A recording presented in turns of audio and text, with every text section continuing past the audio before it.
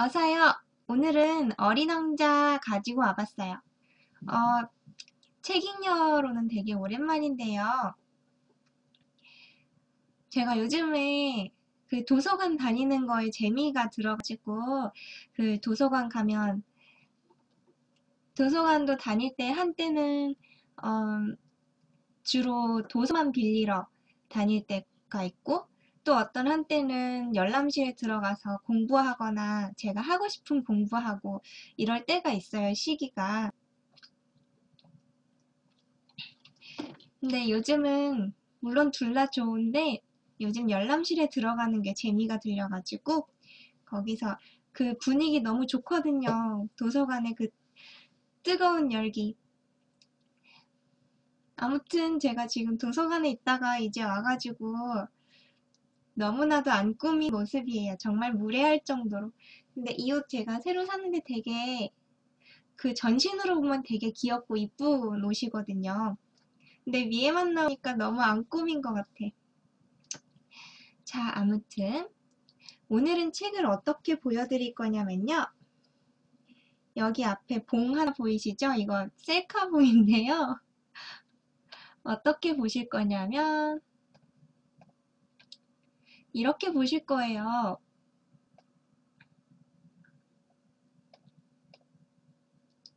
어떤가요? 여기 그 오른쪽 위에 글씨는 좀 가리는데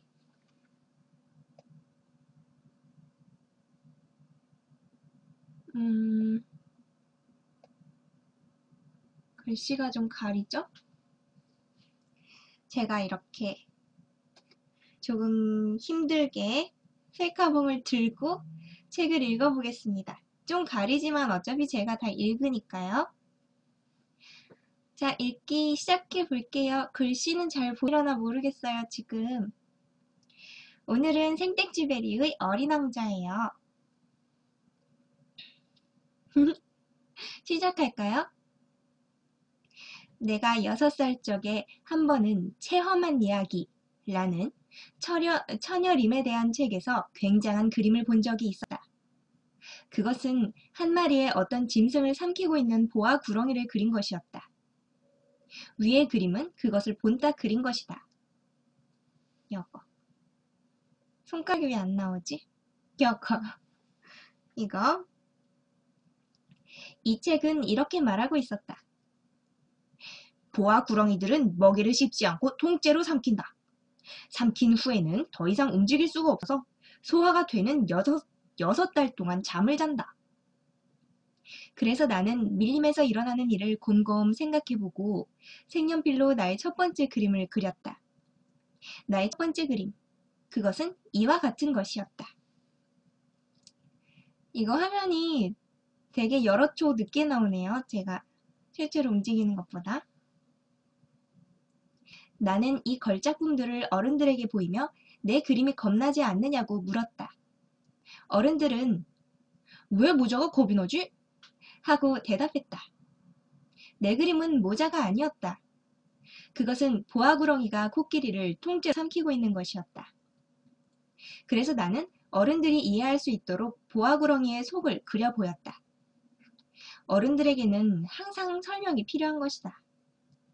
나의 두 번째 그림은 이러했다. 어른들은 나에게 속이 보이고 안 보이는 보아구렁이 그림은 그만두고 차라리 지리나 역사 아니면 산수나 문법에 재미를 붙이는 것이 더 나을 거라고 일러주었다. 그리하여 6살 때 나는 화가라는 멋진 직업을 포기했다. 나는 나의 첫 번째 그림과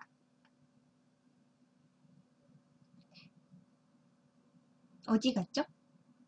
나는 나의 첫 번째 그림과 두 번째 그림의 실패로 낙심하고 만 것이다. 어른들은 혼자서는 결코 아무것도 이해하지 못한다. 그래서 언제나 어른들에게 설명해줘야 한다는 것은 어린이로서는 힘든 일이다. 그리하여 나는 다른 직업을 택할 수밖에 없어 비행기 조종하는 것을 배웠다. 나는 거의 온 세상을 다 날아다녔다. 지리가 나에게 많은 도움을 준 게 사실이다. 나는 한눈에 중국과 아리조나를 분간할 수 있었다. 그것은 밤에 길을 잃었을 때 매우 유익한 것이다.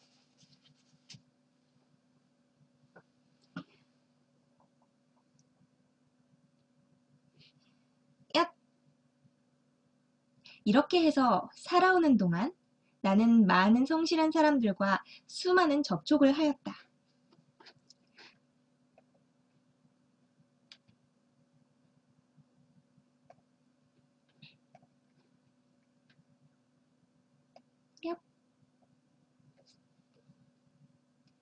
나는 오랫동안 어른들과 함께 지내며 아주 가까이서 그들을 보아왔다. 그러나 그것이 그들에 대한 나의 생각을 크게 바꿔놓지는 못했다. 약간 총명해 보이는 어른을 만날 때마다 나는 늘 간직하고 있던 내 첫 번째 그림으로 그를 시험해 보았다. 정말 이해력이 있는 사람인가를 알고 싶었기 때문이다. 그러나 대답은 언제나 그것은 모자라군요 하는 것이었다. 그런 경우 나는 보아구렁이니 처녀림이니 별이니 하는 이야기는 그만두고 브릿지니 골프니 정치니 넥타이니 하는 이야기를 했다. 그러면 그 어른은 아주 똑똑한 사람을 알게 된 것을 몹시 기뻐했다. 이리해서 나는 서로 가슴을 터놓고 이야기할 만한 사람도 없이 혼자서 살아왔다. 이것은 6년 전 사하라 사막에서 고장을 일으킨 때까지의 일이다. 비행기 기관에 무엇인가 망가진 것이 있었다. 그런데 정비사도 승객도 없었기 때문에 그 어려운 수선을 나 혼자서 해치워보려고 결심했다. 내게 있어서 그것은 생사의 문제였다. 겨우 8해 동안 마실 물이 있을 뿐이었으니까. 그러니까 첫날 저녁 나는 사람 사는 곳에서 수만 리 떨어진 모래밭에서 잠이 들게 되었다. 넓은 바다 한가운데 뗏목을 타고 있는 파성객보다도 훨씬 더 외로운 신세였다. 그러니 해가 뜰 무렵에 이상한 작은 목소리를 듣고 잠이 깨었을 적에 얼마나 놀랐겠느냐 말이다. 그 목소리는 이런 것이었다.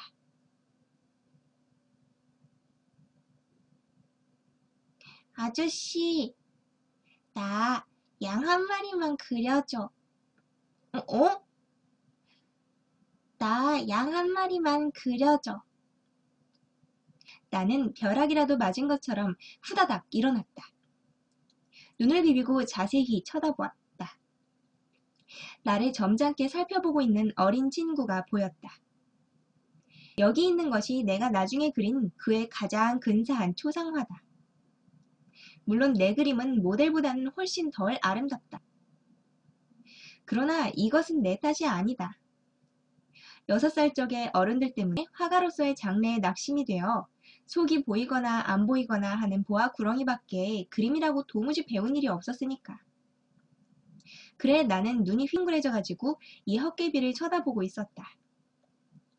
내가 사람 사는 지방에서 수만 리 떨어진 곳에 있었다는 것을 잊어서는 안 된다. 그런데 이 어린 친구는 길을 잘못 든 것 같지도 않았다. 몹시 고달프다든가 몹시 시장하다든가 목이 마르다든가 무서워서 벌벌 떤다든가 하는 것 같지도 않았다. 사람 사는 곳에서 수만 리 떨어진 사막 한가운데서 길을 잃은 아이다운 기색이라고는 조금도 없었다. 이윽고 나는 말문이 열려 이렇게 말했다. 그런데 넌 거기서 뭘 하고 있는 거냐? 그러니까 그 애는 아주 중요한 일이기나 한 것처럼 가만히 같은 말을 되뇌었다. 아저씨, 나 양 한 마리만 그려줘. 너무도 이상한 일을 당했을 때는 그것을 감히 거역하지 못하는 법이다.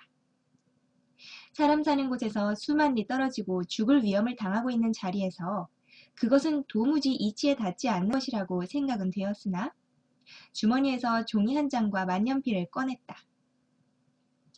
그러나 나는 특히 지리니 역사니 산수니 문법이니 하는 것을 배운 일이 문득 생각나서 약간 성을 내며 그림을 그릴 줄 모른다고 말했다. 그는 이렇게 대답했다. 괜찮아. 나 양 한 마리만 그려줘. 나는 양을 그려본 일이 도무지 없었기 때문에 내가 그릴 줄 아는 2가지 그림 중에서 하나를 그려보였다. 속이 들여다보이지 않는 보아구렁이 그림이었다. 그런데 그 어린 친구는 놀랍게도 이렇게 대답하는 것이었다. 아니야, 아니야. 내가 언제 보아구렁이 뱃속에 있는 코끼리가 들어있는 거 그려달랬어? 보아구렁이는 아주 위험한 거야. 그리고 코끼리는 아주 거추장스럽고. 우리 집은 아주 조그마해. 난 꼭 양이 있어야겠어. 나 양 한 마리만 그려줘. 그래서 나는 양을 그렸다. 그는 자세히 들여다보더니 이렇게 말했다. 아니야. 이 양은 벌써 병이 들었어. 다시 그려줘. 어린 친구는 관대하게 귀여운 미소를 지었다. 나는 다시 그렸다. 이것 봐, 아저씨. 이거는 암양이 아니고 춘양이잖아. 뿔이 있잖아. 그래서 나는 또 다시 그려주었다. 그러나 그 그림도 앞의 것들처럼 퇴짜를 맞았다. 이 양은 너무 늙었어. 난 오래 살 수 있는 양을 갖고 싶어. 나는 서둘러 기관을 분해해야 했으므로 더 이상 참을 수가 없었다. 그래서 아무렇게나 그려놓고는 이렇게 불쑥 말했다. 이건 상자야. 네가 갖고 싶어하는 양은 그 안에 있어. 그러나 천만 뜻밖에도 이 어린 재판관의 얼굴이 환히 빛나는 것을 보고 나는 놀라움을 금치 못했다. 이게 바로 내가 갖고 싶었던 거야. 아저씨, 이 양은 풀을 많이 줘야 될까? 왜? 내가 사는 곳은 아주 작기 때문에. 이거면 틀림없이 넉넉할 거야. 내가 준 양은 아주 조그만 것이니까. 그는 머리를 숙여 그림을 들여다보더니 그렇게 작지도 않은데. 이것 봐! 양이 잠들었네. 이렇게 해서 나는 그 어린 왕자를 알게 된 것이다.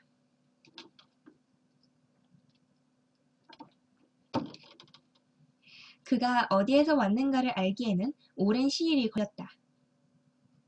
어린 왕자는 나에게 많은 것을 물어왔지만 내가 묻는 말에는 전혀 귀를 기울이지 않는 것 같았다. 우연히 하는 말을 듣고 나는 조금씩 조금씩 모든 것을 알게 되었다. 그가 내 비행기를 처음 보았을 때 괄호치고 내 비행기는 그리지 않겠다. 그것은 나로서는 너무 복잡한 그림이니까. 괄호 닫고 이렇게 물었다. 이 물건은 뭐지? 이것은 물건이 아니라 날아다니는 거야. 이건 비행기야. 내 비행기지. 그리고 내가 날아다닌다는 것을 그에게 가르쳐준다는 게 자랑스러웠다. 그랬더니 그가 소리쳤다. 뭐라고? 그럼 아저씨가 하늘에서 떨어졌단 말이야? 그래. 나는 겸손하게 대답했다.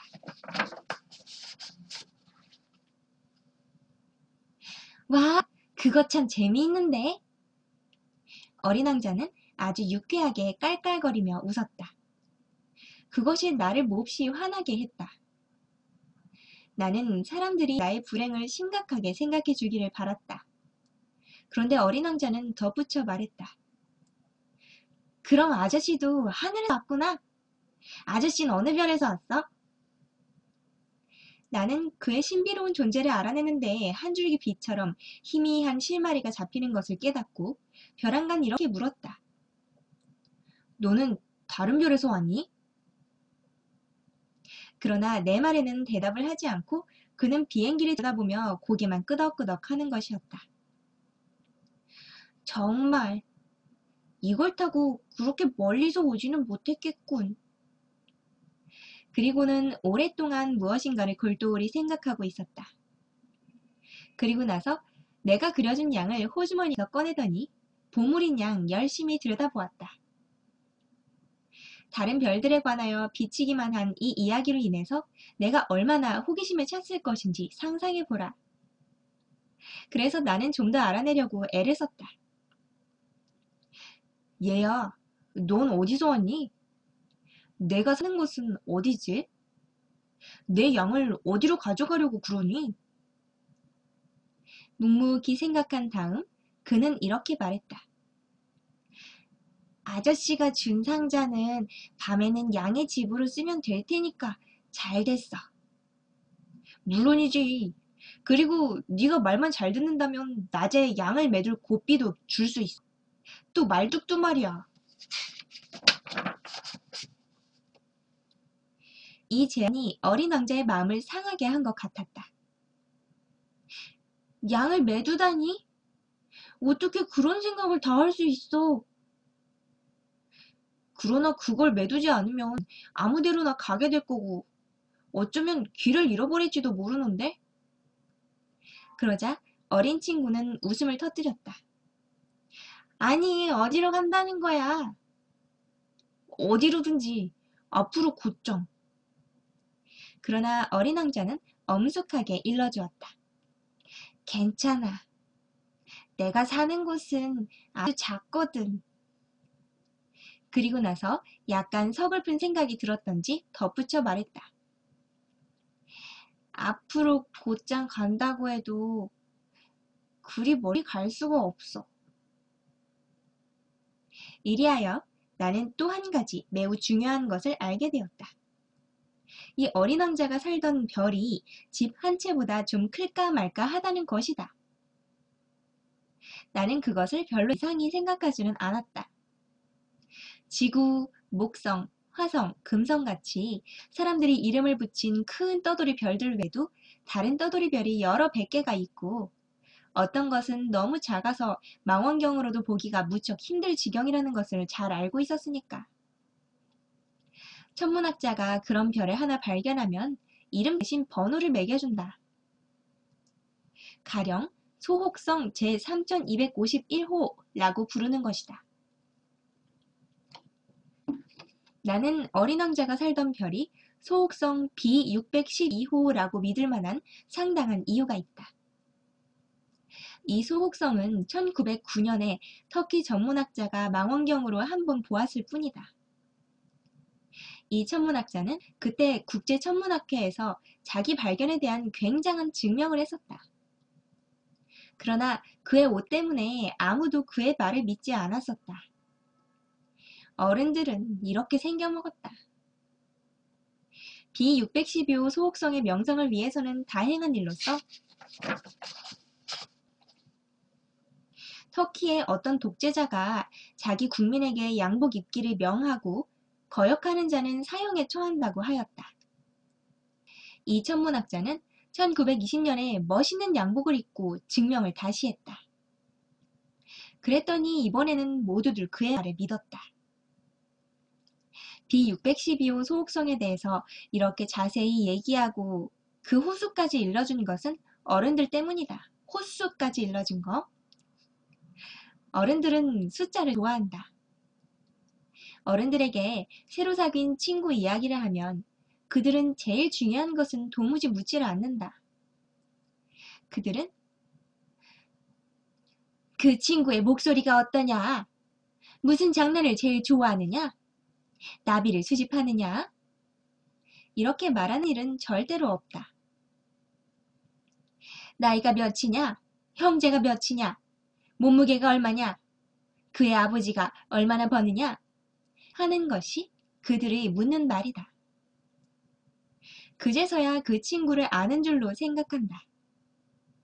만약 어른들에게 창틀에는 제라늄이 피어있고 지붕에는 비둘기들이 놀고 있는 고운 붉은 벽돌집을 보았다 라고 말하면 그분은 그 집이 어떻게 생겼는지 생각해내지를 못한다. 10만 프랑짜리 집을 보았다 라고 해야 한다. 그러면 이야 참 훌륭하구나 하고 부르짖는다. 이와 같이 어린 왕자가 몹시 예뻤고 웃었고 양을 가지고 싶어 했고 한 것이 그가 있었던 증거가 된다. 누가 양을 가지고 싶어 하면 그 사람이 있는 증거가 된다. 라고 어른들에게 말하면 그분은 어깨를 들먹이며 우리를 아이로 취급할 것이다.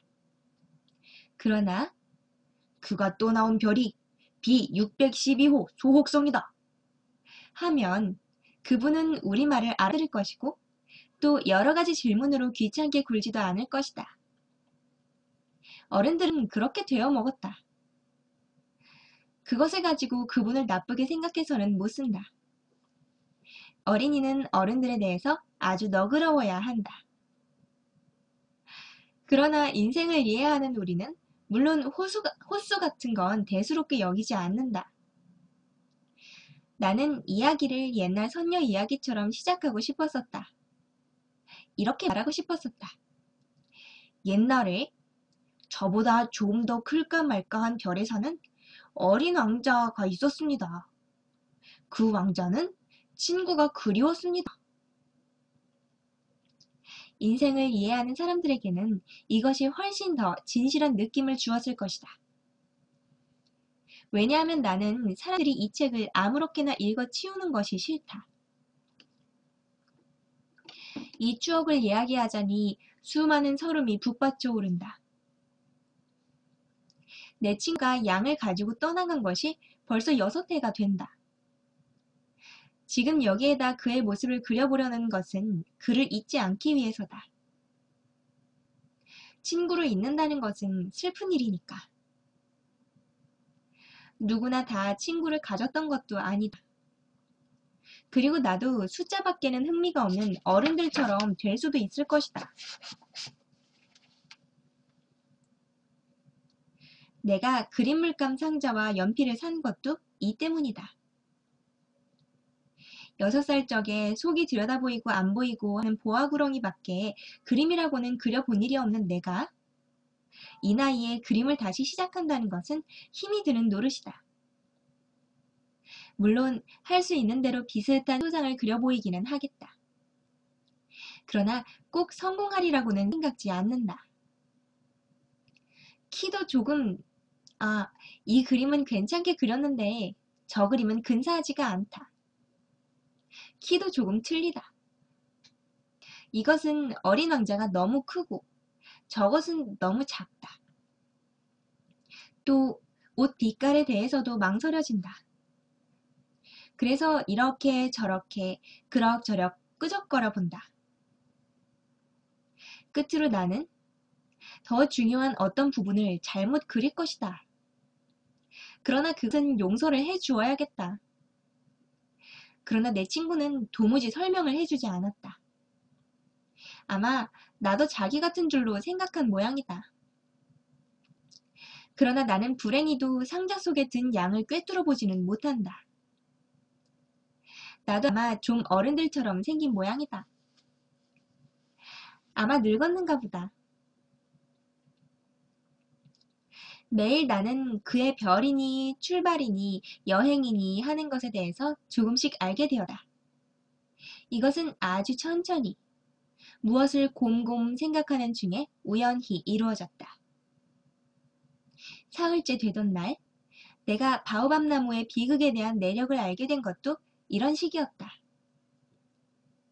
이번에도 그것은 양의 덕택이었다. 갑자기 어린 왕자가 무슨 중대한 의문이라도 생긴 듯이 이렇게 물었다. 이 양이 작은 나무를 먹는다는 게 사실이야? 그래, 맞아. 야, 그럼 됐다. 양이 작은 나무를 먹는다는 게 왜 그렇게 중요한지 나는 이해하지 못했다. 그러나 어린 왕자가 말을 이었다. 그럼 바오밥 나무도 먹겠지?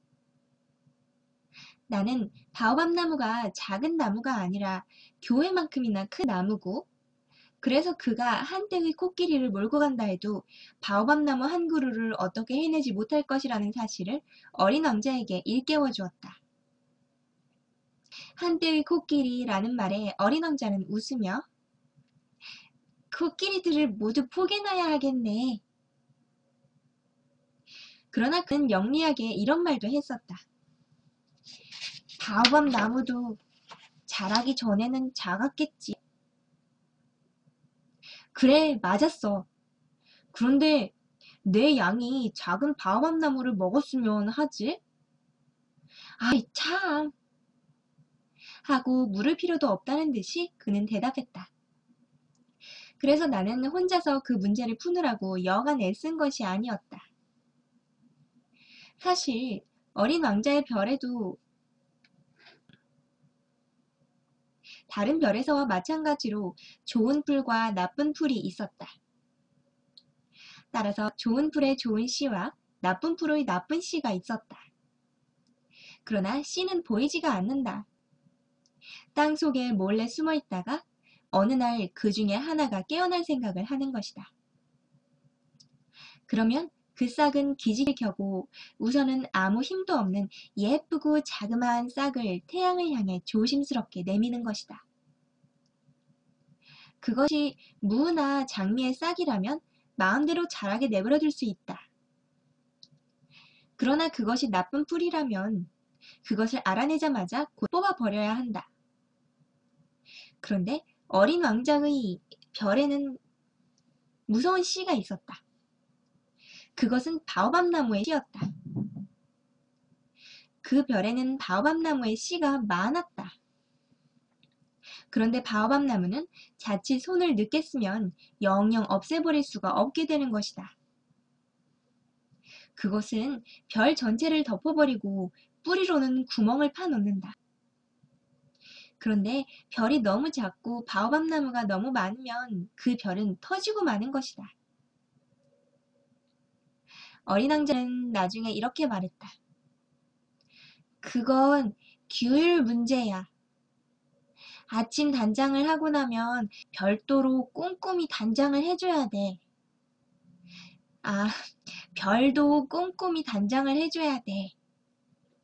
장미와 구별할 수 있게 되면 곧 바오밥 나무를 뽑아내도록 규칙적으로 애써야 하는 거야. 아주 어릴 적에는 바오밥 나무와 장미가 너무 비슷하니까 말이야. 그것은 아주 귀찮은 일이지만 매우 쉬운 일이기도 해. 맞나? 응? 어? 말이 좀 안 맞지만 그것은 귀찮은 일이긴 하지만 바오밥 나무의 경우는 늘 큰 재앙이야. 나는 게으름뱅이가 사는 별을 하나 아는데 그 게으름뱅이가 새 그루의 어린 나무를 소홀히 넘겨버려서 그래서 어린 왕자가 가르쳐 주는 대로 나는 그 별을 그렸다. 나는 도덕 군자 티를 내는 것을 싫어한다. 그러나 바오밥 나무의 위험이 그렇게 알려져 있지도 않고 또 길을 잘못 들어 어떤 소옥성에 발을 들여놓을 사람이 있으면 그 위험이 너무 크기 때문에 단 한 번 충고하는 것이다. 어린이들아, 바오밥 나무를 조심하라! 내가 이 그림을 이렇듯 정성을 들여 그린 것은 나와 마찬가지로 오래전부터 멋모르고 당하고 있는 위험을 내 친구들에게도 알려주기 위해서이다. 내가 준 교훈이 그만한 값어치는 있으니까. 여러분은 아마 이렇게 물을 것이다. 이 책에는 왜 바오밥 나무만큼 굉장한 다른 그림이 없는 것일까? 그 대답은 매우 간단하다. 노력했지만 성공하지 못했다. 바오밥 나무를 그릴 때 절박하다는 생각에 사로잡혔던 것이다. 아, 어린 왕자. 나는 이렇게 해서 조금씩 조금씩 너의 쓸쓸한 생활을 알게 되었다. 너는 해지는 고요한 풍경 밖에는 오랫동안 오락이라는 게 없었지. 나는 넷째 날 아침 내가 이런 말을 했을 때 이 새로운 사실을 알았다. 나는 해지는 풍경이 좋아. 우리 해지는 거 구경하러 가. 그렇지만 기다려야 되나? 뭘 기다려? 해가 지길 기다려야 한단 말이다. 처음엔 내가 몹시 이상해하는 눈치더니 나중에는 너 자신을 보고 웃었지. 너는 이런 말을 했었지. 난 아직도 우리 집에 있는 줄 알았어. 과연 그렇다. 누구나 다 알다시피 미국이 오정인 때 프랑스에는 해가 진다. 해 지는 것을 보려면 1분 동안에 프랑스에 갈 수만 있으면 되는 것이다. 그런데 불행히도 프랑스는 너무 멀리 떨어져 있다. 그러나 그 조그만 내 별에서는 의자를 몇 발짝만 물려놓으면 그만이었지. 그래서 내가 보고 싶을 때마다 해 지는 풍경을 구경할 수가 있었지. 하루는 해가 지는 걸 43번 구경했어. 그리고는 조금 있다가 다시 말을 이어 아저씨, 몹시 쓸쓸할 적엔 해 지는 걸 구경하고 싶어져. 하고 말했다. 그럼 43번 구경하던 날은 그렇게도 쓸쓸하더냐? 그러나 어린 왕자는 대답이 없었다. 닷새째 되던 날 역시 양의 덕택으로 어린 왕자의 아래와 같은 생활의 비밀을 알게 되었다. 그는 오랫동안 속으로 생각하던 문제의 결과인 것처럼 밑도 끝도 없이 갑자기 이런 말을 물었다.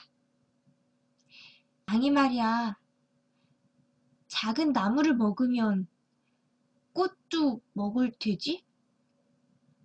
양은 닥치는 대로 뭐든지 먹는단다. 가시도 친 꽃도 먹어? 그럼 가시도 친 꽃도 먹고 말고. 그럼 가시는 무슨 소용이 있어? 나는 그것을 알지 못했었다. 그때는 기관에 너무 꼭 박힌 볼트를 빼보려고 한창 골몰한 중이었다. 기계 고장이 매우 중대한 것 같이 생각되기 시작했고 또 물이 얼마 남지 않아서 최악의 경우를 당할 염려가 있었기 때문에 나는 무척 걱정이 되던 참이었다. 가시는 무슨 소용이야? 어린 왕자는 한 번 물어보면 영 그대로 지나치는 일이 없었다. 나는 볼트 때문에 약이 오른 판이라 아무렇게나 대답했다. 가시? 그건 아무 소용없는 거다. 꽃이 고약해서 그런 것 뿐이지. 그래?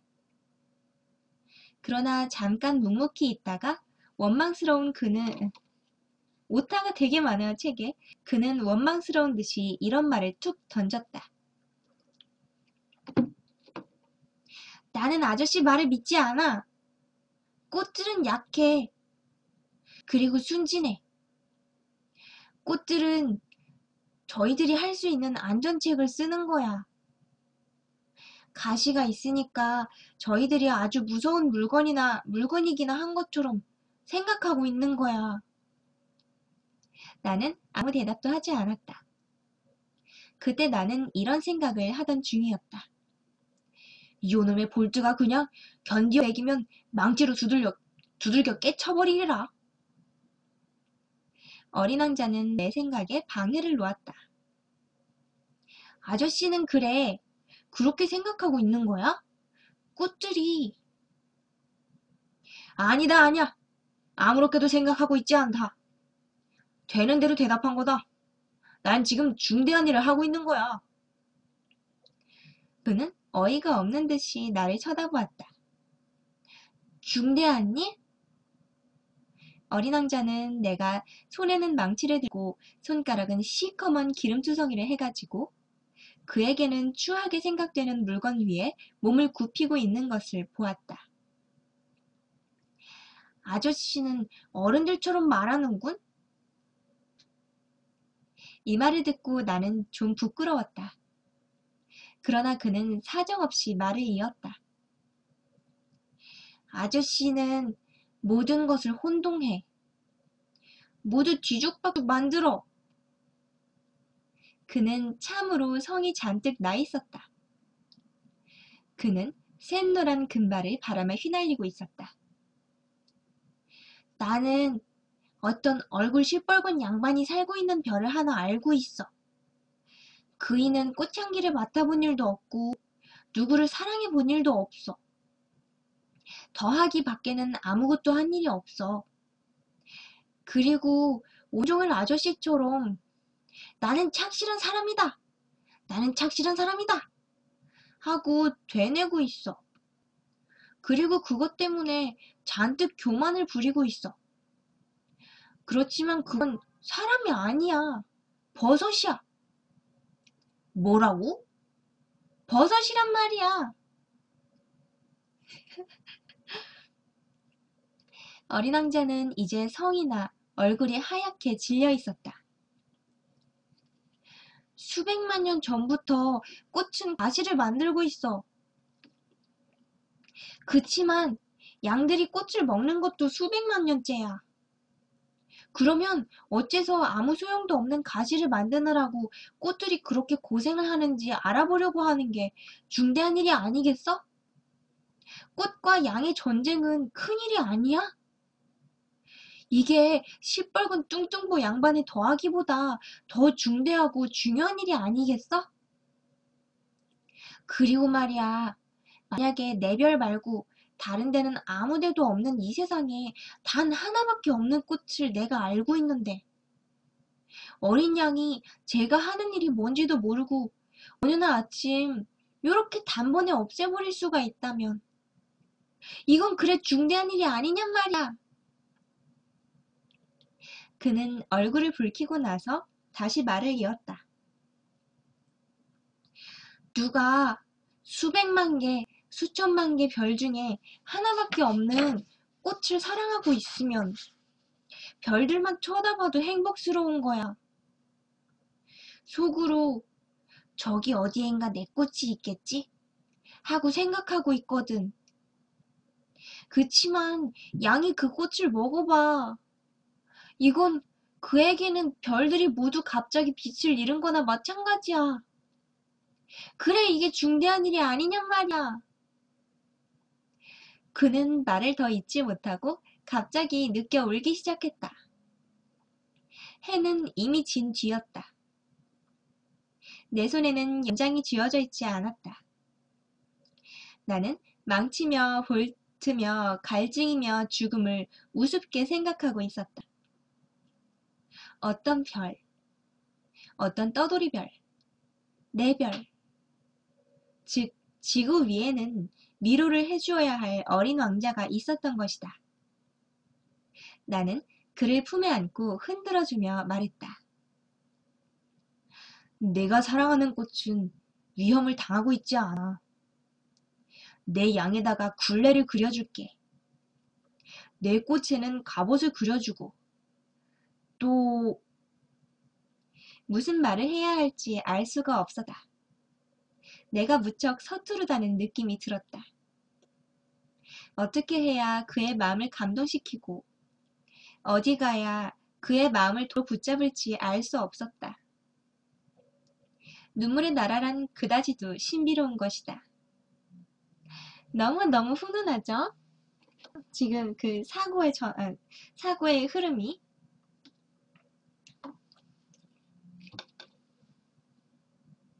나는 이내 그 꽃에 대한 것을 좀 더 잘 알게 되었다. 어린 왕자의 별에는 전부터 꽃잎이 한 겹만 있는 아주 소박한 꽃들이 있었는데 그 꽃들은 별로 자리도 차지하지 않고 누구를 귀찮게 구는 일도 없었다. 하루아침에 풀 속에 나타났다가는 저녁에 지고 하는 것이었다. 그러나 이 꽃은 어디서 불려왔는지 모를 시에서 어느 날 싹이 텄는데 다른 싹과는 같지 않은 이 싹을 어린 왕자는 무척 주의해서 살펴보았다. 바오밥 나무의 씨 종류일지도 모른다. 그런데 어린 나무가 이내 자라기를 멈추고 꽃봉오리가 생기기 시작했다. 굉장한 꽃봉오리가 맺는 것을 본 어린 왕자는 거기에서 어떤 기적적인 것이 나타나리라고 생각했다. 그러나 꽃은 그 푸른 방 속에 숨어 언제까지고 아름다운 단장을 하기에 바빴다. 빛깔을 정성껏 굴고 옷을 찬란히 입고 꽃잎을 하나씩 다듬고 했다. 양귀비처럼 꾸깃꾸깃한 채로 넣기 싫었던 것이다. 그 아름다움의 고비에 다다랐을 적이야 나타나려고 했다. 그렇다. 무척 태를 부리는 꽃이었다. 그 신비로운 단장이 그러니까 며칠이고 계속 되었다. 그러더니 어떤 날 아침 바로 해가 돋을 무렵에 활짝 피어났었다. 그런데 그렇게도 요란하게 치장을 하고 난 꽃이건만 하품을 하며 이런 말을 했다.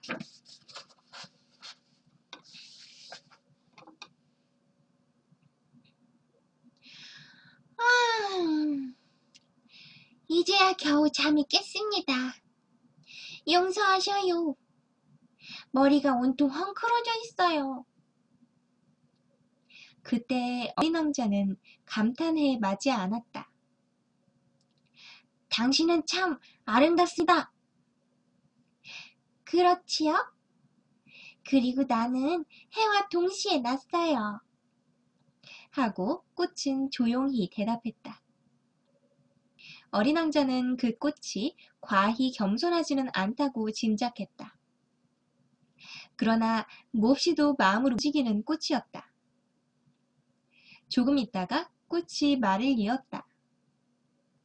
지금이 아마 조반 시간이지요? 내 생각을 좀 해주시겠어요? 어린 왕자는 무척 어리둥절해서 찬물 한 통을 갖다 꽃에 주었었다. 그리하여 이 꽃은 약간 수줍은 허영심으로 어린 왕자의 마음을 괴롭혔었다. 어린 왕자 표정 봐요. 가령 어떤 날 자기가 가지고 있는 가시 4개 이야기를 하며 어린 왕자에게 이런 말을 한 것 따위가 그것이다. 호랑이들이 발톱을 내밀고 오겠으면 오래요. 우리 별에는 호랑이가 없어요. 그리고 호랑이는 풀을 먹지 않아요. 하고 왕자는 대꾸를 했었다. 그러니까 꽃은 상냥스럽게 대답했다. 나는 풀이 아니에요. 용서하십시오. 나는 호랑이는 조금도 무섭지 않지만 바람이 마주치는 건 질색이에요. 병풍이 없으세요? 바람이 마주치는 게 질색이라. 풀치고는 운이 좋지 못한데? 이 꽃은 까다롭기도 하군. 어린 왕자는 이런 생각을 했다. 저녁에는 고가를 씌워주세요. 당신 집은 대단히 춥군요. 설비가 좋지 못해요. 내가 있던 데는. 그러나 꽃은 말끝을 잊지 못했다. 그 꽃은 시의 형태로 왔던 만큼 다른 세상에 대해서는 아무것도 알 수가 없었다. 이렇게 속이 들여다보이는 거짓말을 하려다가 들킨 것이 부끄러워서 잘못을 어린 왕자에게 뒤집어 씌우려고 2~3번 기침을 했다. 병풍은 어쨌어요? 가지러 가려던 참인데 당신이 말을 하고 있어서. 그러니까 그 꽃은 그래도 어린 왕자에게 가책을 느끼게 할 양으로 기침을 더 세게 했었다. 이리하여 어린 왕자는 사랑에서 우러나오는 착한 뜻을 가졌으면서도 이내 그 꽃을 의심하게 되었다. 그는 아무렇지도 않은 말을 심각하게 생각해서 몹시 불행하게 되었다. 하루는 어린 왕자가 내게 이렇게 속마음을 털어놨다. 그 꽃이 하는 말을 듣지 말았어야 할 걸 그랬어. 꽃이 하는 말은 절대로 듣지 말아야 해. 꽃은 그냥 보고 향기를 맡고 할 거야. 이 꽃도 내 곁에 향기를 떨치고 있었지만 난 그걸 즐길 수가 없었어. 그 발톱 얘기 듣고는 무척 약이 올랐었지만 사실은 가엾은 생각이 들었어야 했을 텐데. 또 이런 속내 이야기를 하기도 했다. 난 그때 아무것도 이해를 못했어. 그 꽃이 하는 말을 가지고 판단할 것이 아니라 하는 일을 보고 판단해야 할 걸 그랬어. 내게 향기를 풍겨주고 환하게 해주고 했어. 환하게예요? 도망을 하지 말았어야 할 걸 그랬어. 그 오죽자는 꽤 뒤에 애정이 숨어 있는 걸 눈치채야 한 건데 그랬어. 꽃들은 서로 어긋나는 말을 무척 잘하니까. 그렇지만 나는 너무 어려서 그 꽃을 사랑할 줄을 몰랐어. 나는 어린 왕자가 철새들의 이동을 이용해서 빠져나왔으리라고 생각한다. 떠나던 날 아침, 그는 자기의 별을 잘 정리했다. 그는 정성껏 활화산을 청소했다. 그의 별에는 2개의 활화산이 있었는데 그것은 아침을 끓이는데 아주 편리했다. 그는 또한 사화산도 하나 가지고 있었다. 그러나 그가 말한 것처럼 어떻게 됐는지 모른다. 그래서 사화산도 역시 청소를 해주었다. 화산들은 청소만 잘해주면 폭발하지 않고 규칙적으로 조용히 불을 뿜는다. 화산의 폭발은 굴뚝의 불과 같은 것이다. 물론 지구에 사는 우리는 너무 작아서 우리의 화산들을 청소할 수는 없다. 그래서 우리는 화산으로 인해 많은 어려움을 당하는 것이다. 어린 왕자는 좀 쓸쓸한 마음으로 바오밥 나무의 싹도 뽑아주었다. 그는 다시는 돌아오지 못하리라고 생각했던 것이다. 그러나 언제나 해오던 이런 일들이 그날 아침은 이상하게 그립게 생각되었다. 그리고 마지막으로 꽃에 물을 주고 덮개를 잘 씌워 보호하려고 할 때에 그만 울음이 터져 나오려고 했다.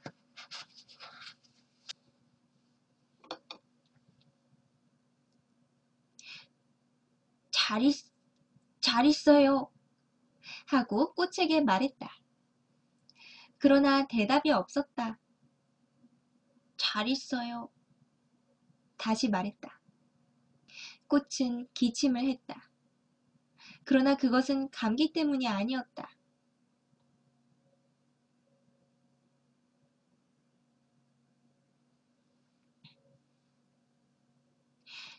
제가 어리석었었어요. 용서해 주세요. 그리고 행복하세요. 마침내 꽃이 말했다. 그는 꽃이 나무라지 않는 것이 이상했다. 그는 덮개를 든 채 어쩔 줄 모르고 우두커니 서 있었다. 그는 이렇게 조용하고 아늑함을 이해할 수가 없었다.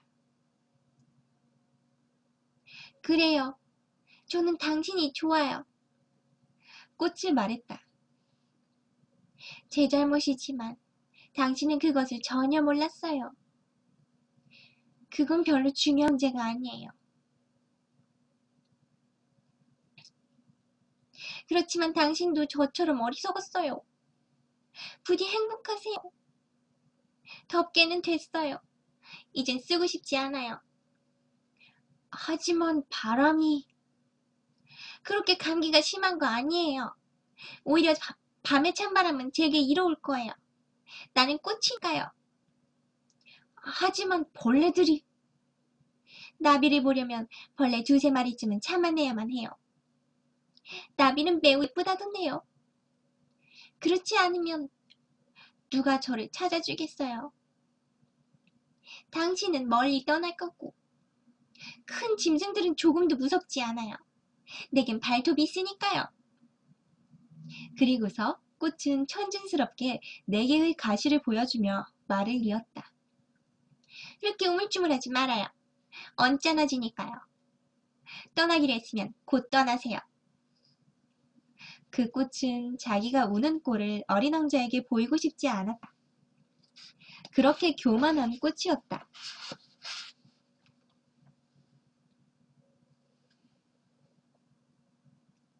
어린 왕자의 별은 소옥성 325호, 326호, 327호, 328호, 329호, 330호가 있는 쪽에 있었다. 그래서 일거리도 찾고 무엇인가 배워볼 생각으로 이 별들을 찾기 시작했다. 첫 번째 찾아간 별에는 임금님이 살고 있었다. 그 임금님은 홍포와 수달피로 만든 옷을 입고 아주 단조롭지만 위험 있는 옥좌에 앉아 있었다. 오호! 신민이 한 명 왔도다.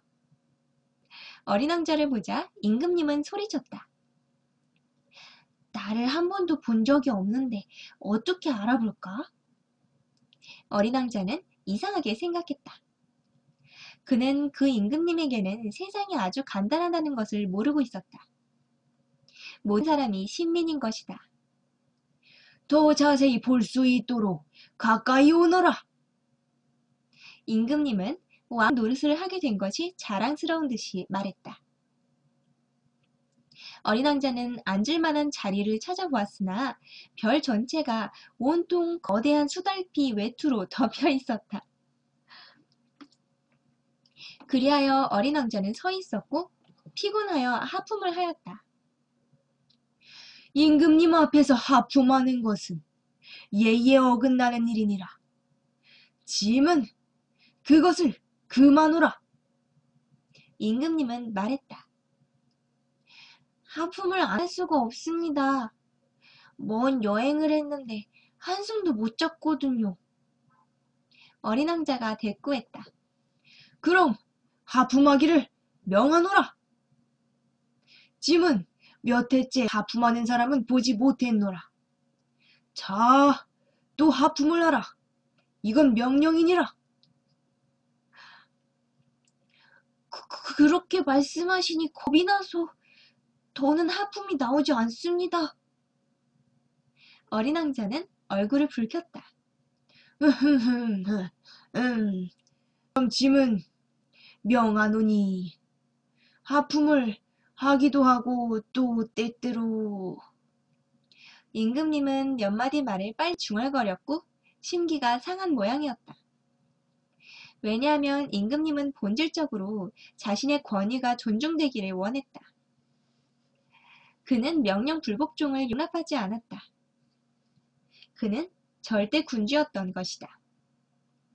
그러나 그는 매우 선량했기 때문에 합리적인 명령을 내렸다.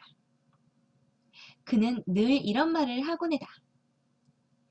만약 짐이 어떤 장군에게 물새로 변하라고 명령했는데도 장군이 그 명령에 복종하지 않는다면 그것은 장군의 잘못이 아니라 짐의 잘못일 것이로다. 앉아도 괜찮겠습니까? 어린 왕자는 조심스럽게 물었다. 앉기를 명하노라. 하고 대답하며 임금님은 자신의 외투자락을 점잖게 끌어올렸다. 그러나 어린 왕자는 이상한 생각이 들었다. 별이 이토록 작은데 임금님은 무얼 다스린단 말인가? 폐하, 한 말씀 여쭤볼 것이 있는데요.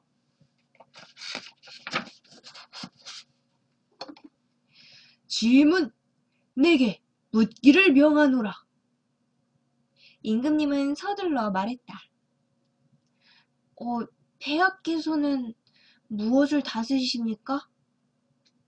모든 것을 다스리노라. 임금님은 자기 별과 다른 별, 그리고 떠돌이 별들을 모두 가리켰다. 저거 모두를요? 그래, 저거 모두를. 왜냐하면 그는 절대 군주일 뿐만 아니라 전 우주의 임금님이었던 것이다. 그러면 별들이 폐하의 명령에 복종합니까? 물론이로다. 곧 복종하지. 짐은 불복종을 용납하지 않는도다. 어린 왕자는 이러한 권력을 감탄에 마지 않았다. 자기도 이런 권력이 있다면 의자를 옮길 필요도 없이 해지는 광경을 하루에 44번뿐 아니라 72번이나 100번, 아니 200번이라도 구경할 수 있었을 것이 아닌가? 그리고 자기가 살다가 버리고 온 작은 별에 대한 기억으로 약간 서글픈 마음이 들었기 때문에 용기를 내어 임금님께 한 가지 청을 했다. 저는 해지는 것을 구경하고 싶습니다.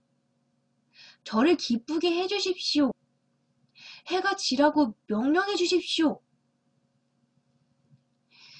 만약 짐이 어떤 장군에게 나비처럼 이 꽃에서 저 꽃으로 날아다니라거나 한편에 비극을 쓰라든지 새로 변하라고 명령했는데도 장군이 그 명령에 복종하지 않는다면 그와 짐 중에 누구의 잘못이겠느냐? 그건 폐하의 잘못입니다. 어린 왕자는 단호하게 말했다. 옳도다. 각자에게 그리 할 수 있는 일을 명령해야 하느니라. 권위는 우선 이성에 그 터전을 잡는 것이로다. 만일 내 백성에게 바다에 빠지라고 명령하면 그들은 혁명을 일으킬 것이니라. 짐의 명령은 이렇게 이치에 맞는 것이기 때문에 복종을 요구할 수 있는 것이니라. 그럼 해가 지게 해달라는 건요? 한 번 물어본 것을 결코 잊는 일이 없는 어린 왕자가 이렇게 물었다. 너는 해가 지는 것을 보게 될 것이다. 어린 왕자는 하품을 했다. 그는 해 지는 것을 못 보게 된 게 섭섭했다. 그리고 그는 벌써 좀 심심했다. 여기서는 더 이상 할 일이 아무것도 없네요. 다시 떠나렵니다. 신민을 하나 가지게 된 것이 몹시 자랑스럽던 임금님은 대답했다. 가지 말라. 짐은 그대를 대신으로 삼으리라. 무슨 대신입니까? 법무 대신이로다. 그치만 판결받을 사람이 아무도 없는걸요? 그건 모르는 일이로다. 짐은 아직 나를 순시한 적이 없도다. 짐은 매우 늙었고 수레를 타고 다닐 자리도 없고 그렇다고 걸어 다니는 것도 피곤하느니라. 그치만 저는 벌써 다 봤는걸요? 어린 왕자가 허리를 굽혀 별 저쪽을 다시 한번 둘러보며 말했다. 저쪽에도 아무도 없습니다. 그러면 너 자신을 재판하라. 이것이 가장 어려운 일이로다. 다른 사람을 재판하기보다는 자기 자신을 재판하는 게 훨씬 더 어려운 일이로다. 내가 내 자신을 잘 재판한다면 너는 참으로 지혜로운 사람이 될 것이로다. 저는 아무 곳에서라도 제 자신을 재판할 수 있습니다. 여기에서 살 필요는 없습니다. 짐의 별 어딘가에 늙은 쥐가 있는 듯 하도다. 밤에 그 쥐가 다니는 소리가 들리는도다. 그 쥐를 이따금씩 사형에 처하라. 그러나 매번 득사를 내려서 그 쥐를 살리도록 하라. 한 마리밖에 없음이로다. 저는 사형에 처하기는 싫습니다. 가야겠습니다. 안 된다. 그러나 어린 왕자는 떠날 준비가 다 되었음에도 늙은 임금님의 마음을 조금도 서운하게 해드리고 싶지가 않았다. 폐하의 명령이 조금이라도 어김없이 이행되기를 원하신다면 이치에 맞는 명령을 제게 내리실 수가 있습니다. 가령 1분 안으로 떠나라고 명령하실 수 있으실 겁니다. 그건 조건이 갖추어진 듯합니다. 임금님이 아무 대답도 없으므로 어린 왕자는 처음엔 조금 망설이다가 한숨을 쉬며 길을 떠났다. 임금님이 급히 소리쳤다. 짐은 너를 대사로 임명하노라. 임금님은 잔뜩 위험을 부리는 것이었다. 어린 왕자는 길을 가며 어른들은 참 이상하다고 생각했다.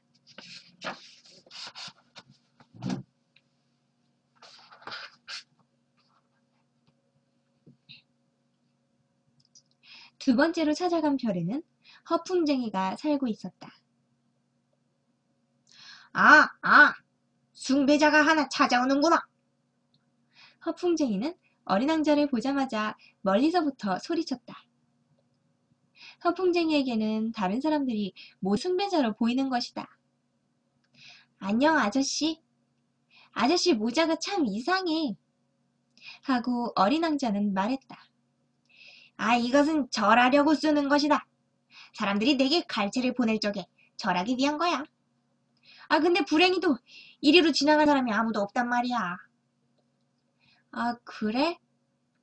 어린 왕자는 그의 말을 알아듣지 못했다. 내 양손을 마주쳐! 하고 허풍쟁이가 시켰다. 그래서 어린 왕자가 손뼉을 치니 허풍쟁이는 모자를 쳐들며 공손히 절을 했다.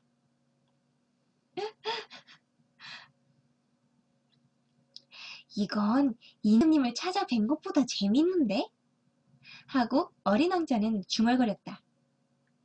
그리고 어린 왕자는 다시 박수를 치기 시작했다. 허풍쟁이는 모자를 벗어들며 절을 했다. 5분쯤 이렇게 하고 나니 어린 왕자는 이 장난도 심심해지고 진력이 났다.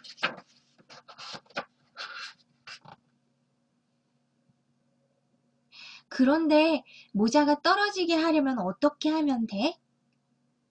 그러나 허풍쟁이는 그의 말을 듣지 못했다. 허풍쟁이들은 칭찬밖에는 아무것도 귀에 들어오지 않는다. 너는 참말로 나를 매우 숭배하니? 하고 허풍쟁이는 어린 왕자에게 물었다. 숭배한다는 건 무슨 말이야? 숭배한다는 건 내가 이 별에서 가장 잘생기고 가장 옷을 잘 입고 제일 돈이 많고 제일 똑똑하다는 걸 인정한다는 말이다. 그치만 이 별에는 아저씨 혼자밖에 없지 않아? 나를 즐겁게 해다오. 그렇더라도 나를 숭배해다오. 아저씨를 숭배해요. 그치만 이게 아저씨한테 무슨 소용이 있는 거야? 어린 왕자는 어깨를 약간 들먹이며 말했다. 그리고 그 별을 떠났다. 어린 왕자는 길을 가는 동안 어른들은 참 이상 야릇하다 하고 생각할 뿐이었다.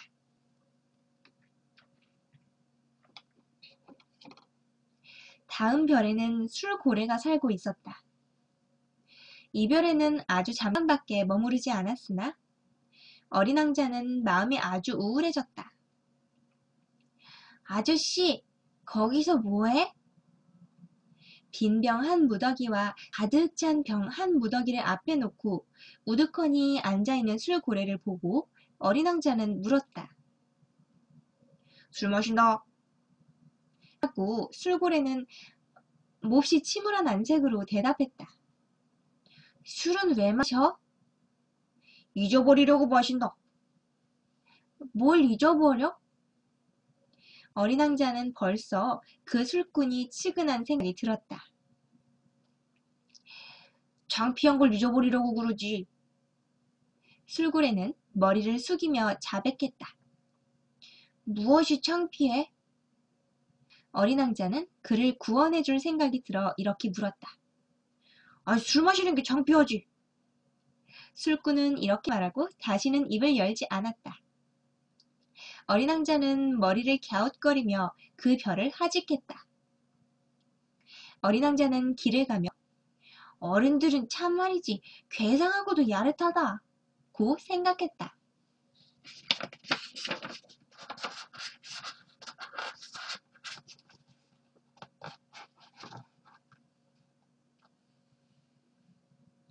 넷째 별에는 사인이 살고 있었다.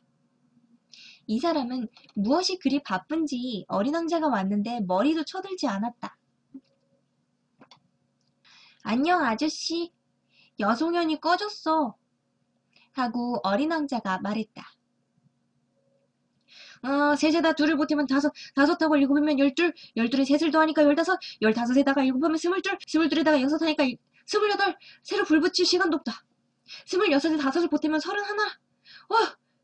그니까 5억 162만 2731이 되는구나. 무엇이 5억이야? 너 거기 있었니? 5억 100만. 잊어버렸다. 아주 바빠가지고. 나는 착실한 사람이야. 쓸데없는 짓은 하지 않는다. 둘과 다섯이면 일곱. 무엇이 5억 100만이란 말이야. 한 번 물어본 말은 평생 그저 지나쳐 본 일이 없는 어린 왕자는 다시 물었다. 상인은 머리를 쳐들었다. 내가 54해째 이별해서 살지만 그동안에 방해를 당한 일이 3번밖에는 없다. 첫 번은 22해 전인데 어디선지 풍뎅이가 한 마리 떨어졌었다. 그놈이 어떻게 요란스러운 소리를 내는지 더하기를 4시나 틀렸었다. 두 번째는 11년 전에 신경통이 일어난 일이 있었다. 나는 운동이 부족해. 산책할 시간이 없단 말이야. 나는 착실한 사람이니까. 세 번째가 너다. 가만히 있자 5억 100만이라고 했겠다. 무엇이 몇 억이란 말이야. 상인은 조용히 일할 가망이 없음을 깨달았다. 어떤 때 하늘에 보이는 조그만 물건이 몇 억이란 말이다. 파리 말하는 거야? 아니다. 반짝반짝 빛나는 조그만 물건 말이다. 별 말이야? 아니라니까. 그걸 보고 게으름뱅이들이 공상을 하는 금빛 또는 조그만 것들 말이다. 그러나 나는 착실한 사람이야. 나는 그것으로 공상할 틈이 없어. 별 말이야? 아까 물어본 건 벌이었군요. 옳다. 별 말이다. 그래, 아저씨는 별 5억 100만 개를 가지고 뭘 해? 5억 162만 2731개야. 나는 착실하고 정확한 사람이다. 그래, 아저씨는 그 별을 가지고 뭘 하느냐 말이야. 뭘 하느냐고? 하긴 뭐래. 그걸 차지하는 것이지. 아저씨는 별을 차지하고 있어? 그래.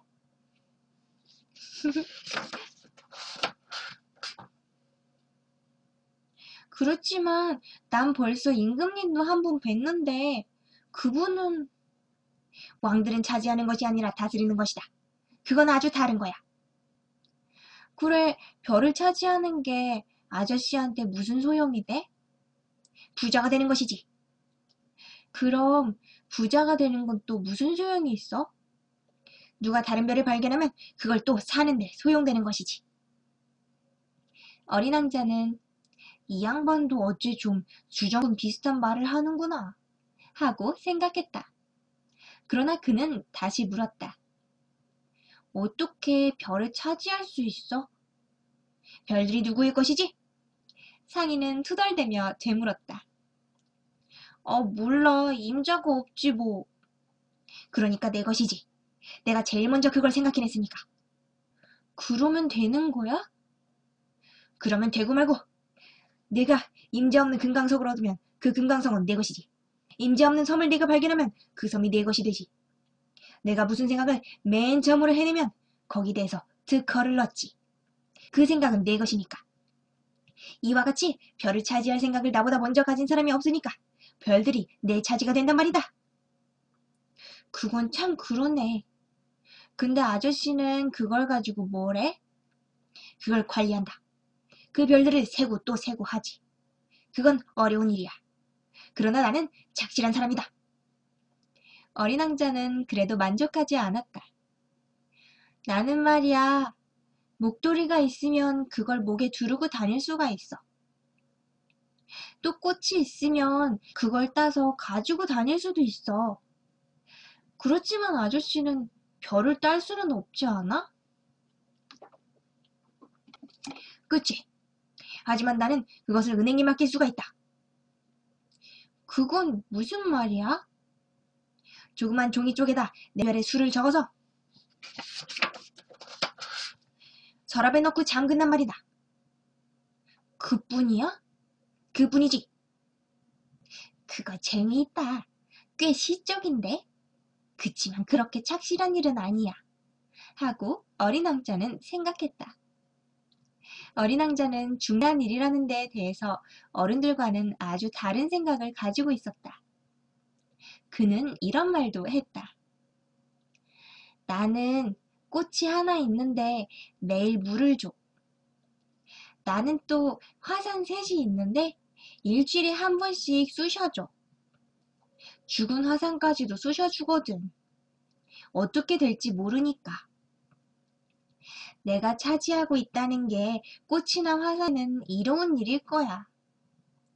그렇지만 아저씨는 별들에게 이로울 것이 없어.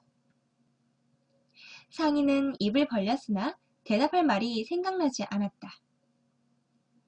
이리에서 어린 왕자는 이 별을 떠났다. 어린 왕자는 길을 가며 어른들은 참말이지 아주 이상 야릇하다 고 생각할 뿐이었다.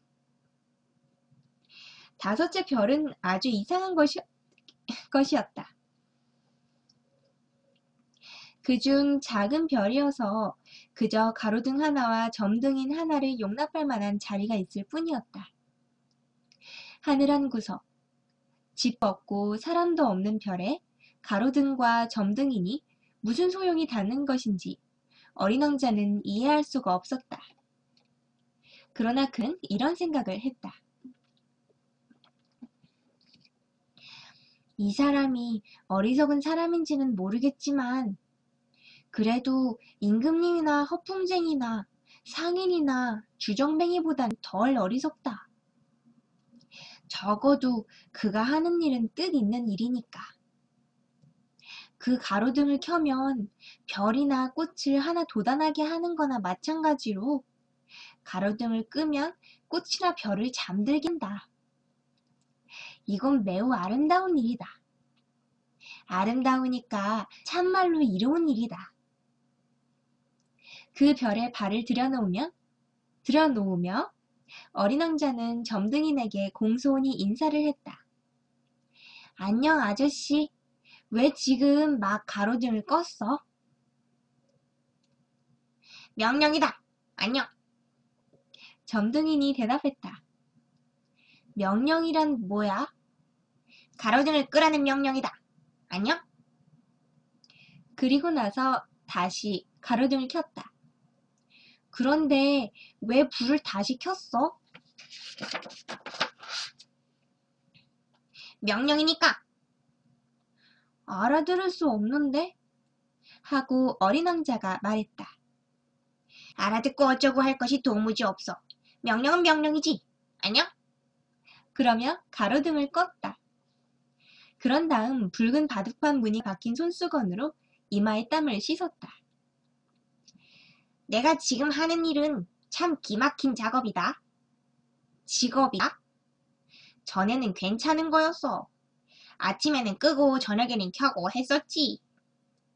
그리고 나머지는 낮 동안에는 쉴 수도 있고 나머지 밤 시간은 잘 수도 있으니까. 그럼 그 뒤로 명령이 바뀌었어? 명령이 바뀌지 않았으니까 큰일이란다. 별은 해마다 자꾸 더 빨리 도는데 명령은 그대로 있단 말이다. 그래서 지금은 별이 1분에 한 바퀴씩 도니 이제 1초도 쉴 시간이 없단 말이다.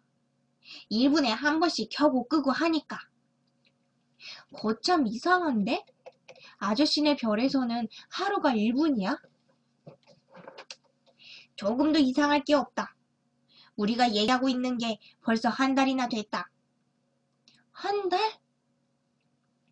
그럼 30분이니 30일이지. 안녕!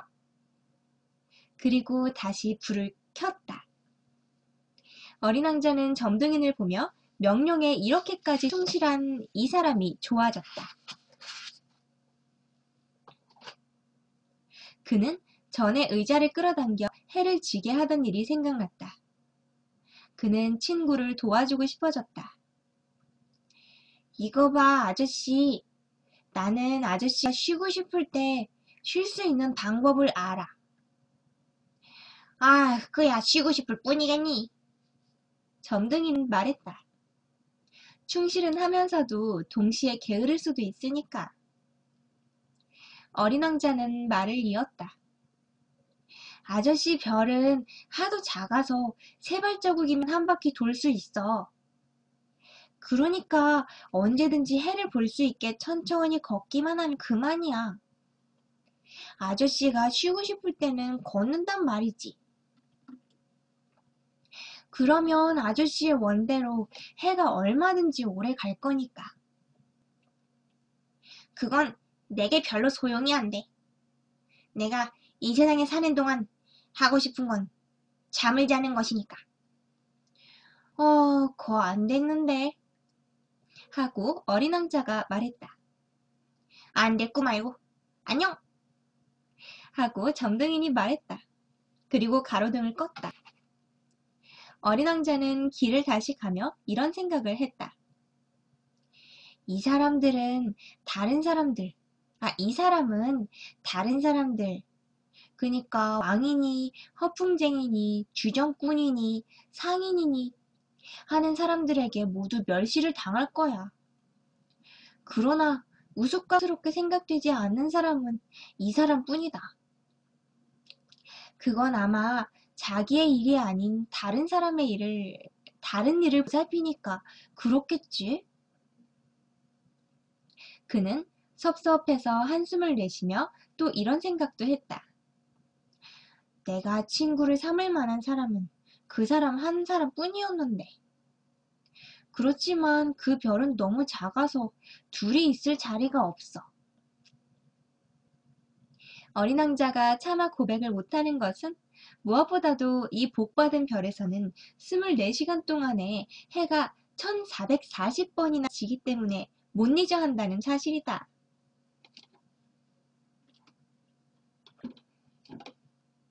여섯 번째 별은 10배나 더 큰 별이었다.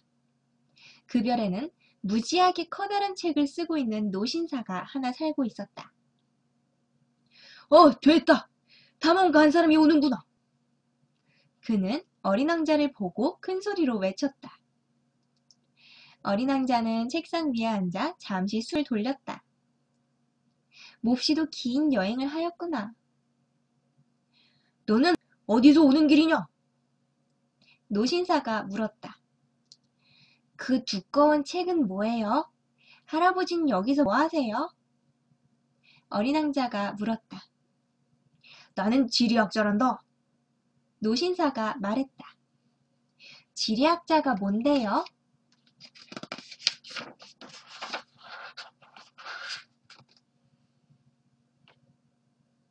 어디에 바다가 있고, 어디에 강이 있고, 어디에 도시가 있고, 어디에 사막이 있는가를 아는 학자를 말한단다.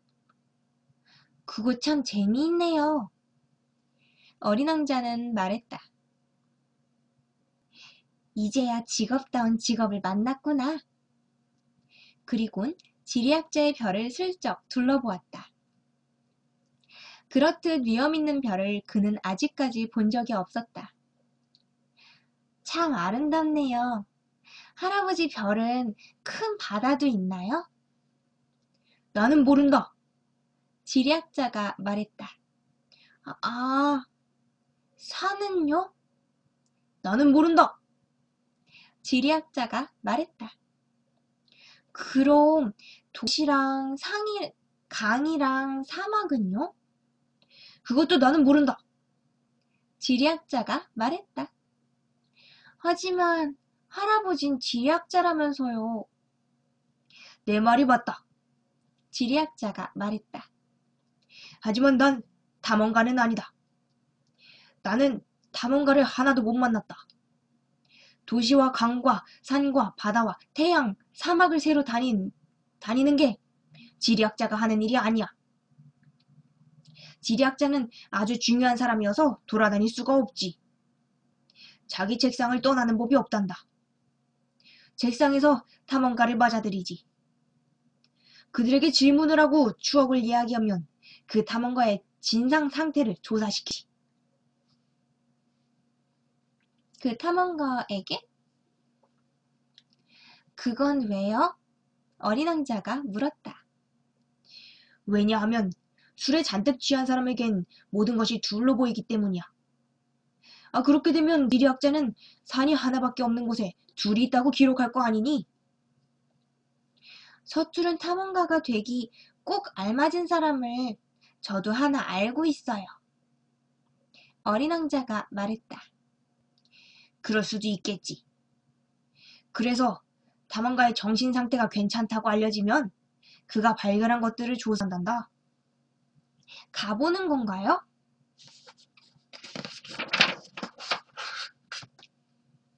아니야. 그건 너무나 복잡해. 하지만 탐험가에게 증거물을 내놓으라고 요구하지.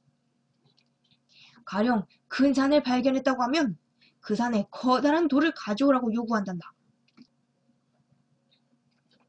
지리학자는 갑자기 흥분했다. 근데 넌 멀리서 왔지? 넌 탐험가야. 나에게 내 별에 대해 설명을 해다오. 그리고 지리학자는 커다란 노트를 펼치곤 연필을 깎았다. 탐험가의 이야기는 우선 연필로 적는다. 잉크로 적으려면 탐험가가 증거물을 내놓을 때까지 기다려야 한다.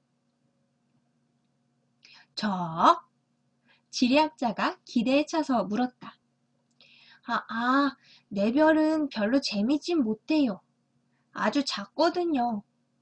화산이 셋 있어요. 활화산 둘이랑 사화산 하나요. 하지만 누가 알겠어요. 어린 왕자가 말했다. 누가 알겠니? 지리학자가 말했다. 꽃도 하나 있고요. 꽃은 적지 않는단다. 지리학자가 말했다. 왜요? 제일 예쁜데. 꽃은 덧없는 것이기 때문이란다. 덧없다는 게 무슨 뜻이죠? 지리학 책으로 말하면 지리학자가 말했다. 모든 책 중에서 가장 귀중한 책이다. 절대로 유행에 뒤떨어지지 않는단다. 너는 산이 자리를 옮기는 것 보았니? 큰 바다에 물이 마른다는 것도 아주 드문 일이고 우리는 영원한 것을 기록한단다. 그러나 사화산이 살아날 수도 있는데요? 어린 왕자가 말을 막았다. 덧없다는 게 무슨 뜻이죠? 화산이 죽었던 살았건 우리 지리학자들에겐 똑같은 한 가지야. 지리학자는 말했다. 중요한 것은 산이야. 산은 변하지 않아. 그런데 덧없다는 게 무슨 뜻이죠? 한번 질문을 하기 시작하면 절대로 포기하지 않는 어린 왕자는 되풀이해 물었다. 그건 머지않아 사라질 위험이 있다는 뜻이야. 내 꽃이 머지않아 사라질 위험에 있다고요? 물론이지. 내 꽃이 덧없구나. 어린 왕자는 생각했다. 게다가 외계로부터 자신을 보호한다는 게 내게의 가시뿐이구나. 그런 꽃을 두고 내 별에 혼자 두고 왔구나. 그것은 그가 처음으로 그의 마음을 움직인 후회의 감정이었다. 그러나 그는 다시금 용기를 가다듬었다. 할아버지 생각엔 제가 어딜 갔으면 좋겠어요? 그는 물었다. 지구라는 별로 가봐. 대단히 이름 높은 별이거든. 그리하여 어린 왕자는 그의 꽃에 대해 생각하며 다시 길을 떠났다. 이제 지구 7번째 별 지구를 읽을 차례인데요. 책이 절반 조금 넘게 읽었어요. 그래서 이 정도로 일단 1편을 마무리하고요. 2편은 제가 내일 다시 녹화하도록 할게요. 이거를 이어서 올릴지 하나씩 따로 올릴지는 아직 정하지 않았고요. 지금 몇 분이나 녹화했는지 모르겠어요. 여기 프로그램이 아까 멈춰가지고 몇 분 됐는지 모르겠는데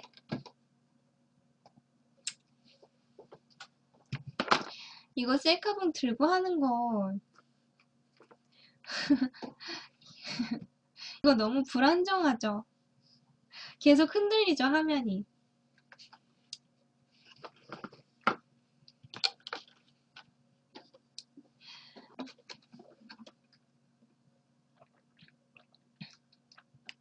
어린 왕자 1편 재밌었나요?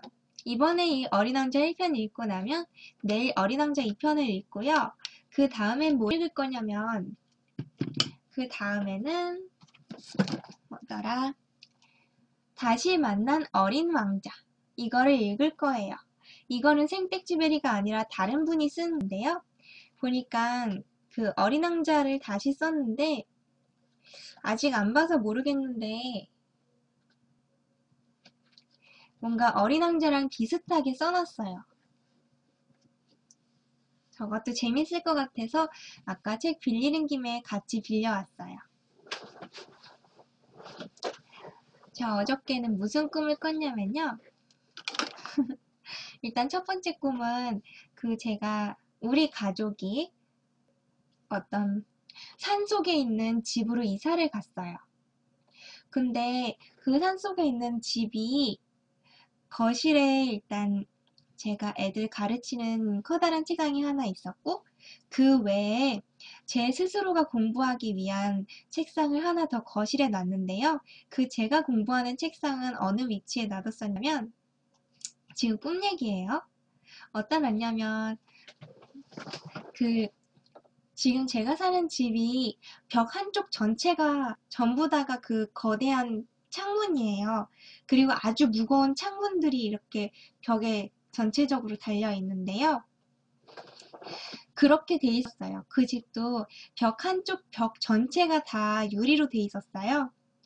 근데 그 유리로 된 것 중에 어떤 이제 무거운 창문 바로 앞에 제 책상을 놔뒀었어요. 근데 어느 날은 제가 그 책상에서 창문 바로 앞에서 이제 제 공부를 하고 있었는데 하다 말고 밥이 먹고 싶어서 밥을 먹었는데 그 책상에 가지고 와서 먹었어요. 식탁에서 안 먹고 거실에서. 근데 반찬 몇 가지 안 되게 되게 간단하게 챙겨왔는데 제가 너무나 좋아하는 것만 있어서 되게 맛있게 먹고 있었어요. 근데 먹기 시작한 지 얼마 안 됐는데 그 엄마가 청소기를 들고 청소를 하기 시작하시는 거예요. 근데 이제 청소를 하려니까 창문을 다 열 거 아니에요. 그래서 그 창문을 열었는데 제 바로 앞에 창문이 있다 그랬잖아요.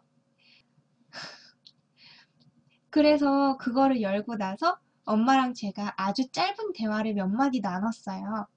어떤 대화였냐면 뭔가 설치 업체에 제가 연락하기로 했었나 봐요. 근데 설치 업체에 연락을 해봤냐고 물어보셔서 제가 대답으로 연락을 해봤는데 그 두세 업체에 전화를 해봤는데 전부 다 여기가 너무 산속이라서 그 장비를 여기까지 댈 수 없다고 대답했다고 말하고 있었어요. 그렇게 말하고 나서 딱 다시 밥을 먹으려고 쳐다봤는데 그 얼마 안 되는 짧은 순간 동안에 창문을 열어놓더니 거기가 산속이라 그랬잖아요. 글쎄 그 창문에서 모기장 사이로 조그만 메뚜기들이 잔뜩 날아서 들어온 거예요. 왜 메뚜기가 갑자기 꿈에 나온지 모르겠는데 그래서 얘는 그 조그만 메뚜기들이 제 밥에 잔뜩 붙어 있는 거예요. 제 옷 같은데도 이렇게 막 몇 개 붙어 있고 그래서 그 밥을 먹지 못하게 된 거를 제가 엄마한테 얘기했어요. 산속에 사니까 글쎄 창문 연지 얼마 되지도 않았는데 벌레들이 잔뜩 들어와서 밥을 못 먹게 됐다 그랬어요. 그렇게 말했더니 엄마 뭐라고 하셨냐면 제가 일단 그 꿈속에서 설정이 뭔가 기니피그나 토끼 같은 그런 작은 동물을 하나 키우고 있었어요. 그랬더니 엄마가 갑자기 밖에 나가셔서 메뚜기 돼지만한 커다란 메뚜기를 그 뒷발 하나씩 손으로 잡으시고 질질 끌고 들어오시는 거예요. 그러면서 여기 메뚜기 많으니까 이 메뚜기 얘를 갖다가 제가 키우는 동물 먹이로 주라는 거예요. 그래서 제가 너무나 놀라서 아니, 이거 잘 말린 다음에 훈제한 것도 아니고, 어떻게 이거를 제가 손질해가지고 주겠냐고 하면서 막 안 된다고 주장하다 깼어요. 그리고 나서, 그리고 나서 제가 어저께 5시가 넘게 자는 바람에 아침에 그렇게 꿈꾸고 잠깐 일어나서 연락 좀 하고 연락할 거 하고 다시 잠들었어요. 다시 잠들었는데 이번엔 어떤 꿈을 꿨냐면 제가 예전에 알았던 사람한테 근데 예전에 알았었는데 너무 오래됐고 지금은 딱히 연락 안 하고 사는 사이인 사람한테서 문자가 왔더라고요.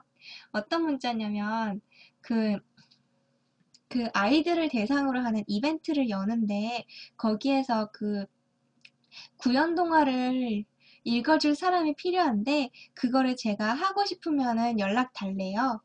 근데 제가 읽어보니까 조금 시시한 이벤트였어요. 그래서 그냥 답장 안 했어요. 근데 그러고 나서 제가 뭐 하러 갔냐면 촬영을 하러 나갔는데 어떤 그 길거리랑 횡단보도 같은 데서 하는 촬영이었어요. 방송 촬영. 근데 그 꿈속에서 제가 완전히 막 연기자 같은 건 아니고 가끔 한 번씩 그 출연하는 그런 사람이었나 봐요. 그래서 아무튼 촬영을 했는데 그 촬영 도중에 막 이것저것 음식을 먹고 막 이런 내용도 있어요. 그래서 뭘 잔뜩 먹었단 말이에요. 그랬는데 촬영 다 끝나고 그 카메라 감독이 이제 저보고 어디 좀 같이 가재요. 그래서 갔는데 어디를 가냐면 어떤 뷔페를 들어가는데 식당 뷔페. 근데 그 뷔페는 굉장히 고급스러운 연예인이나 그런 방송 관련된 사람들만 받는 뷔페였어요. 그래서 거기 들어갔는데 글쎄 저는 먹을 걸 잔뜩 먹었잖아요. 그래서 원래 밥은 먹을 생각이 없었는데 뷔페다 보니까 두 당으로 그거를 계산을 하잖아요. 그러니까 거기 가서 저는 안 먹겠다 이렇게 말할 수가 없는 상황이 됐어요.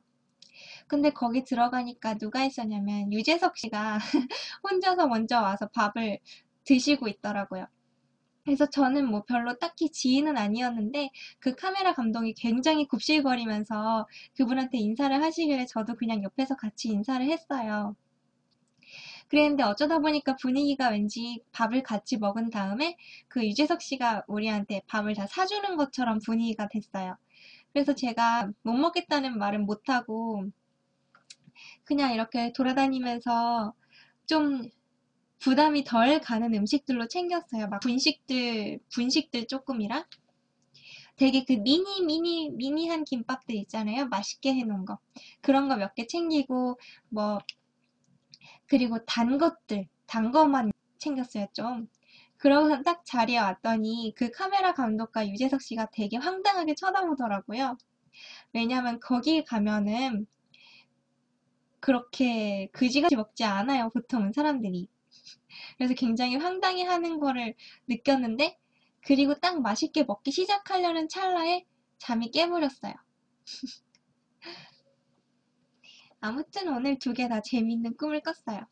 지금 몇 분이나 녹화했는지 제가 전혀 가늠이 안 되는데, 이게 프로그램이 녹화 프로그램이 이렇더라고요. 이렇게 그 녹화 시작한 시점부터 얼마가 지났는지 계속 실시간으로 알려주는데 이게 툭 하면 멈춰요. 지금 14분 몇 초에서 멈춰 있어요. 아무튼 그런 의미에서 이제 가보겠습니다. 음, 그리고 오늘 또 뭔가를 느꼈어요. 제가 오늘 볼 일이 되게 많아가지고 아주 많이 돌아다녔어요. 하루 종일.